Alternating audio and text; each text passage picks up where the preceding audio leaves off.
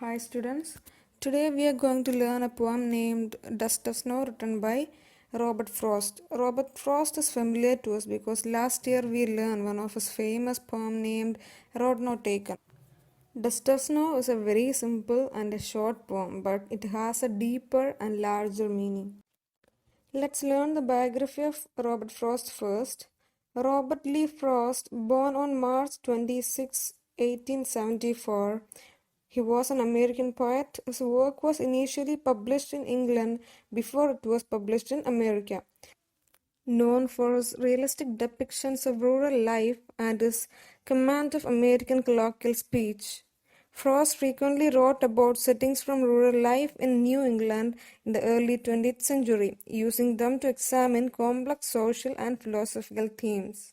Frost was honored frequently during his lifetime and is the only poet to receive 4 Pulitzer Prize for poetry. He became one of America's rare public literary figures, almost an artistic institution. He was awarded the Congressional Gold Medal in 1960 for his poetic works. On July 22, 1961, Frost was named Poet Laureate of Vermont. I'll recite the poem first. The way a crow shook down on me the dust of snow from a hemlock tree has given my heart a change of mood and saved some part of a day I had rued. It's an 8-line simple poem with full and rhyme and short lines. I have given different colors to rhyming words. That is one of the poetic device the writer used here. And in the second stanza, I have underlined some words. In the first line, has, heart. Her sound was repeated. Like in the third line, saved some. So sound is repeated. The repetition of similar sound is a poetic device named alliteration. Alliteration and rhyming words are the poetic devices used here, and its rhyming scheme is AB, CD, CD.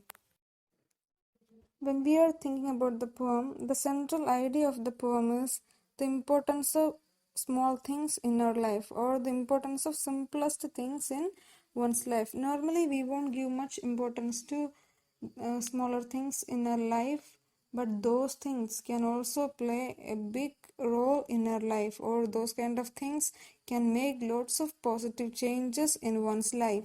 And we can see crow, dust of snow, hemlock tree. These are representing the nature. So we can say that the poet is trying to show us the healing power of nature.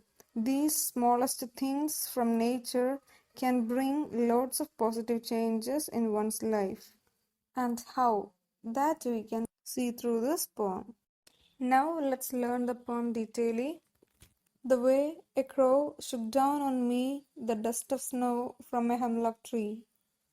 Here, the crow representing the sad or the depressive mood of the poet, and the dust of snow is representing the nature and also a positive feeling or a positive mood. And hemlock tree is a poisonous tree with white small flowers. Here in this poem also, hemlock tree is representing negative feeling or a negative mood. Our poet was in a very sad mood and walking by a hemlock tree, or he might be sitting under a hemlock tree that is not mentioned exactly in this poem, and a crow happened to throw some snowflakes on him. We don't know how. It might be when the crow landing on the branches of the hemlock tree, or it might be flying off from the tree, or it might be adjusting the tree branch. Hope you know the meaning of the word shook. Shook is the past form of shake.